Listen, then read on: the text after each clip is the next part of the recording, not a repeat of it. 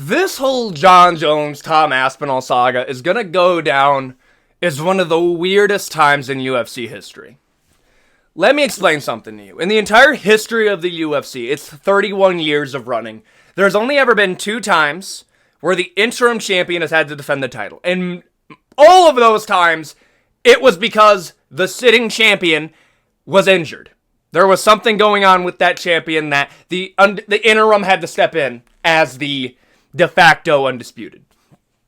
That is what the interim title is. I'm hearing a lot of people that are coping, trying to undermine, like, that Tom Aspinall is entitled to a title shot against Jon. He is. There is literally no other way to spin it. I have heard Henry Cejudo go full-on cope mode, talking about how you might as well just dip that belt in silver, because it means it's a #1 contender belt. It's not a real championship belt. Okay, what's the point that we're making? Tom Aspinall is the #1 contender. He literally has a belt that says that. But we're treating him like he's just some ranked top 5 heavyweight. Stipe Miocic is not entitled to a title shot for what he's done in the past 2 years compared to what Tom Aspinall's done in the past 2 years. To give you an idea of how much the world has changed, before Stipe Miocic got absolutely throttled by Francis Ngannou, and I do mean throttled, brother, that type of brain damage that he took from Francis, I would worry for the rest of your entire career. We don't know what Francis looks like. Not Francis. We don't know what Stipe looks like. Stipe, last time we checked, he needed his wife to help him walk him to his seat. I'm sorry, I'm not hyped to see a geriatric Stipe fight Jon Jones. And Jon Jones knows this. He knows this is an easy paycheck. But for whatever reason, I think it's guaranteed money for him. I think his contract gives him like a $5 million base or something. So he's not really worried on the pay-per-view sales of that. But Stipe Miocic is not ready to go. The fight promotion for the Stipe versus Jon Jones fight is at such an all-time low. We're going to be looking at the tweets in a second. But Jon Jones is on such a different level of copium trying to justify this fight. We have gotten to the point that Jon Jones, to argue that this fight should happen, is that it's a charity match for Stipe. Oh, well, what am I supposed to do with Stipe? Stipe, he's relying on this fight to help support his family. If I don't do it now, think of what happens to Stipe. We don't care. We don't care. When have you ever cared? I'm sorry, Jon, you're not a great person. We don't think you care. I understand why you want to fight Stipe. It is an easy paycheck. I don't think Jon Jones is afraid of a human being on this planet. I think people are getting a little bit too far with that, saying, oh, Jon Jones is afraid of Tom Aspinall. No. I think he views Tom Aspinall as a high-risk fight for not a lot of gain. I think Jon Jones has points to be made, well, if I beat Tom Aspinall, you guys are just going to say, fraud check, Tom Aspinall was never that good. And the reason that I have to relinquish that point to Jon is that's what people were saying about Sergey. I remember all the people that were talking about how Sergey Pavlovich is the scariest heavyweight on the planet. The new Francis Ngannou gets absolutely schooled by Tom Aspinall on 2 weeks' notice. And then everybody's saying, oh, Sergey Pavlovich, fraud. Sucks. Absolutely terrible heavyweight. Never was that good to begin with. No! Tom Aspinall's just that guy. Also, I hated how Dana White treated that fight afterwards when they asked Dana White, do you think it's crazy that Tom Aspinall was able to do that the way that he did on short notice? And all Dana White had to say was, well, that's not really fair. You see, Sergey Pavlovich was fighting on short notice as well. There was a difference! Sergey Pavlovich was the backup! If Stipe Miocic wasn't able to make the fight, it was going to be Sergey Pavlovich versus Jon Jones. But because Jon Jones couldn't make it, you didn't even offer Stipe the fight because you knew Sergey was going to beat the dog shit out of Stipe. That's why you didn't do it. That is confirmed. They didn't offer Stipe the fight. I'm sorry. Don't be propping up Stipe as a #1 contender when you don't even give him the chance to prove he's still the #1 contender. Who's the last person that Stipe beat that is still currently in the UFC? Who? Oh, I know. Andrei Arlovsky. Everybody else he's beat is no longer in the UFC. That's a fact, by the way. That was in 2017. It's not bad to say that Stipe versus Jon is not a good fight, because what has Stipe done in the past 2 years? Nothing. Nothing. This bullshit that, oh, Stipe is going to sell more than Tom, that's BS. You know that's BS. Stipe has never been a pay-per-view seller. Not in the entirety of his career. What's your favorite Stipe fight? Many of you haven't even watched the Stipe fight. That's a fact. But, like, to give you an idea of how long ago Stipe fighting in the UFC was, back when the last time that he fought, they were still doing heavyweight championship fights in the fucking Apex. There was no crowd for that fight. Alex Pereira wasn't even in the UFC yet. Conor McGregor would have freshly broken his leg. Like, that is how much has changed in that amount of time. By the time Stipe is going to be fighting Jon Jones, he's going to be 42 years of age. I'm not saying Jon Jones is washed. Stipe is, though. Stipe is going to get absolutely throttled by Jon. And the way that this is being framed and how Jon Jones is diminishing Tom Aspinall's claim, Henry Cejudo is diminishing the claim of Tom Aspinall. A lot of these people are doing that. I don't understand this game that we're playing, because even if you believe that the interim title is not a championship belt, and you can say that, I do agree with you to a certain extent. The interim title is, at its core, a number one contenders belt. Number one contenders belt! Doesn't the number one contender have to fight the champion? At some point, does he have to do that? The reason I'm so fired up about this is because Stipe let it leak that he was offered a fight against Jon Jones in July or August. They rumored like a 305. They rumored a 304. They rumored those events for Stipe Miocic to potentially come back against Jon. It was either somebody on Jon Jones' team, Hunter, or even Dana. I don't think it was Dana. I think it would more have been the Hunter. That said, no, we're not doing that. We're going to move it to Madison Square Garden. A full year after when you guys were supposed to fight. The problem that I have with that is Tom Aspinall is defending the belt at the UK in Manchester. He is going to be defending the belt. Dude, we are in a world where Tom Aspinall could fight on the same card as Jon Jones. If I am Tom Aspinall, okay? If I'm Tom Aspinall right now, I am calling up MMA Guru. I'm having him write up one of the most devious scripts since Kendrick Lamar dissed Drake. I want something like that for a post-fight speech. When Tom Aspinall comes in and just throttles Curtis Blades, which I do believe he's going to do, I want him to go on that microphone. I want him to rip the microphone out of whose ever hands it is. I don't care if it's DC. And start DC might allow you to do it, because I know Daniel Cormier is angry with how this whole situation is boiling over. You talk the worst shit you possibly can. I want you to go on that microphone and start talking about, old John Boy is over here too busy beating his wife while I'm over here beating Curtis Blades. Start bringing up all the allegations that you can think of. I hit Curtis Blades like Jon Jones hit that one pregnant lady in a DUI. Like, the amount of stuff that you could say to Jon to bring up dirt that the UFC has tried their hardest to bury. Like, we are at a point where I would almost argue going scorched earth on this.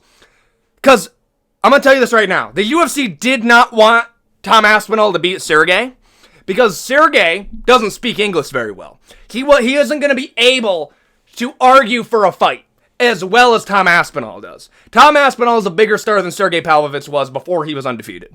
That's a fact.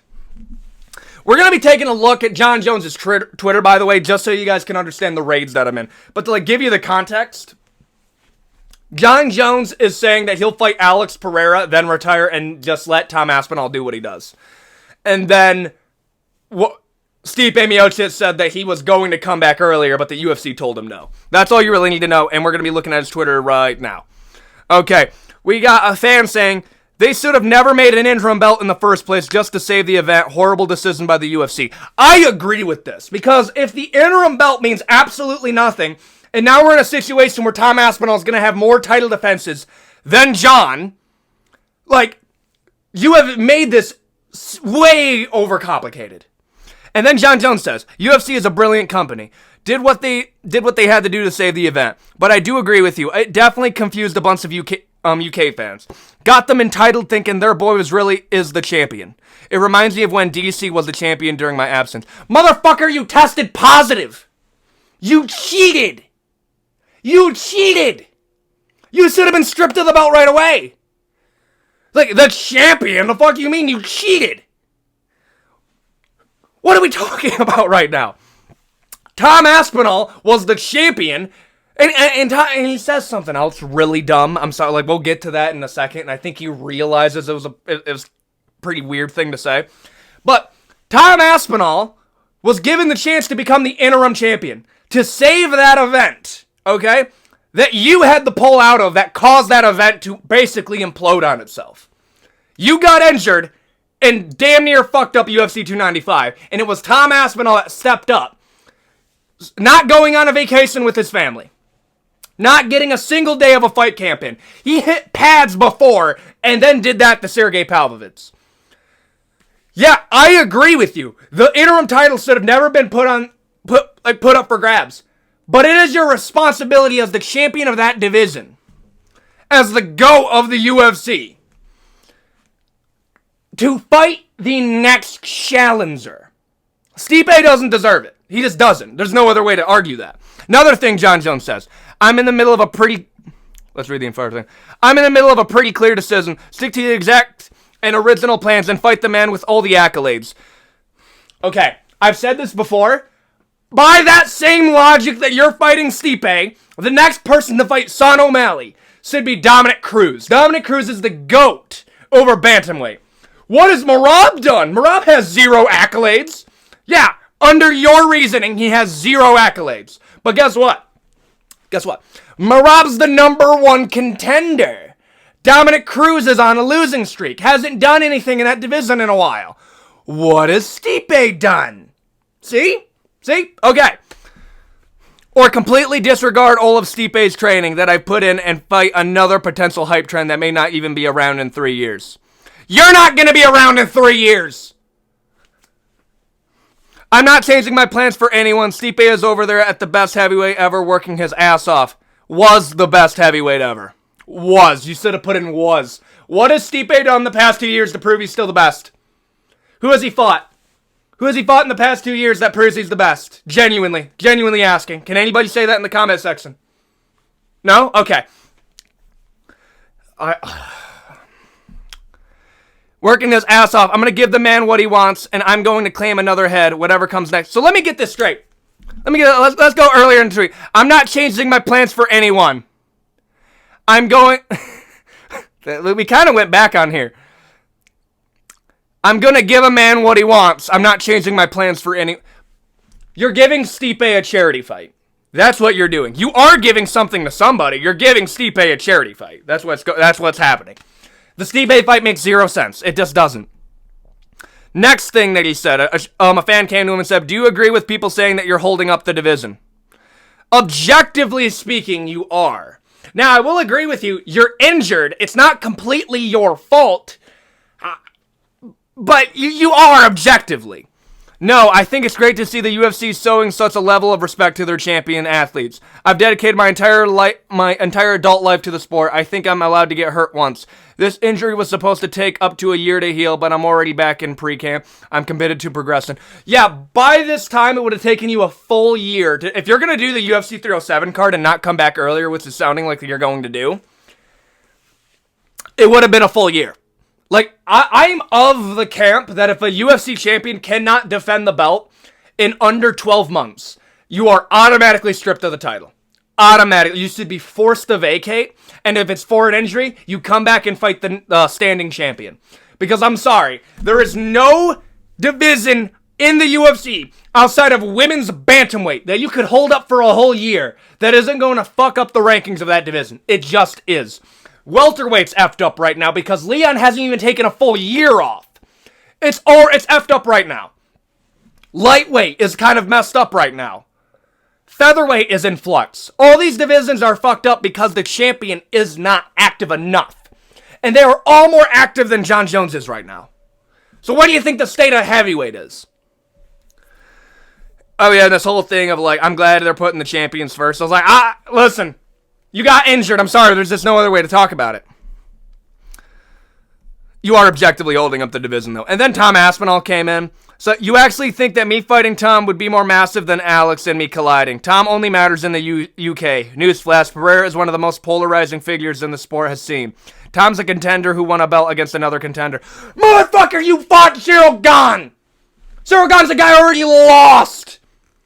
Like, if we're gonna play that game, okay, let's play that game. You won the belt against a dude who's been proven that he's only ever won the interim.